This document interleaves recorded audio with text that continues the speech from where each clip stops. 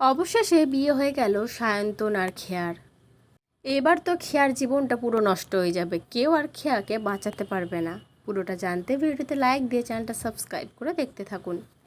জোয়ার ভাটা সিরিয়ালের আগামী পর্বে আমরা দেখতে পাবো খেয়া আর সায়ন্তনের বিয়ে সমাপ্ত হওয়ার পরই সেখানে এসে উপস্থিত হয় ঋষি আর রুজি। ঋষি এসে খেয়াকে বলতে থাকে, তুই বিয়েটা করে নিলি খেয়া, আমি আর একটু আগে আসতে পারলাম না, তোর জীবনটা যে শেষ হয়ে গেল খেয়া। তখন খেয়া বলতে থাকে, দাদা তুই এতক্ষণ কোথায় ছিলি, তুই এত দেরি করে এলি কেন, তুই আমার বিয়েতে থাকলি না দাদা। তখন উজি বলতে থাকে, আমি বলছি তোমার দাদা কোথায় ছিল, তোমার দাদা গেছিল আমাকে আর দিদিকে বাঁচাতে। সায়ন্তন গুন্ডাদেরকে দিয়ে আমাদেরকে কিডন্যাপ করিয়েছিল, আমাদেরকে মেরে ফেলার প্ল্যান করেছিল, আমরা তো মারাই যাচ্ছিলাম, ভাগ্যিস ঋষিটা গেল।